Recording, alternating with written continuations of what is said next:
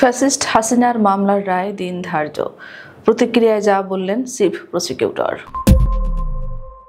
Fascist Sheikh Hasina সহ ৩ জনের বিরুদ্ধে দায়ের করা ঐতিহাসিক মানবতা বিরোধী অপরাধ মামলার রায়ের তারিখে ঘোষণার পর প্রতিক্রিয়া জানিয়েছেন আন্তর্জাতিক অপরাধ ট্রাইব্যুনালের চিফ প্রসিকিউটর মোহাম্মদ তাজুল ইসলাম। তিনি বলেন, এই মামলার পেছনে যে অক্লান্ত পরিশ্রম, যে ত্যাগ ও সাহস, তা গোটা জাতির পক্ষ থেকে সম্মানের দাবিদার। আমরা বিশ্বাস করি ১৭ নভেম্বরের রায় আদালত সুবিবেচনা ও প্রজ্ঞা প্রয়োগ করবেন এবং জাতির দীর্ঘদিনের বিচারের আকাঙ্ক্ষা পূরণ করবেন।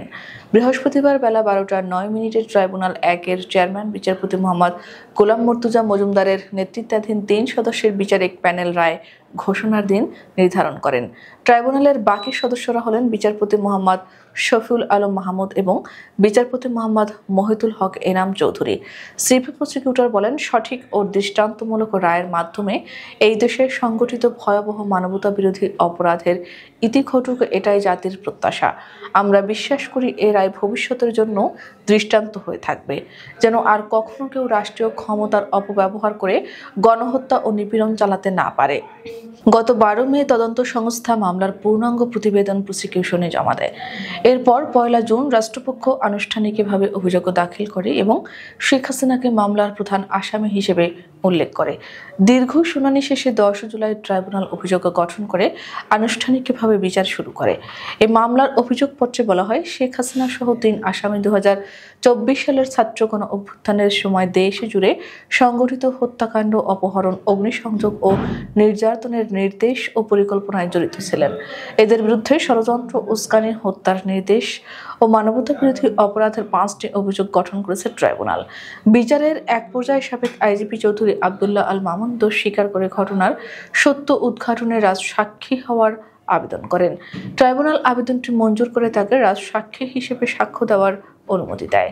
তার সাক্ষ্য আদালতে পেশ হলে ঘটনার বহু অজানা তথ্য প্রকাশ পায়, যা বিচার প্রক্রিয়ার গুরুত্বপূর্ণ ভূমিকা রাখে। এই মামলায় মোট ৫৪ জন সাক্ষ্য দিয়েছেন। তাদের মধ্যে রয়েছেন গণ অভ্যুত্থানের প্রতীক শহীদ আবু সাইদের বাবা, শহীদ পরিবারের স্বজনেরা, সাংবাদিক, রাজনৈতিক ও বুদ্ধিজীবী মহলের প্রতিনিধিরা।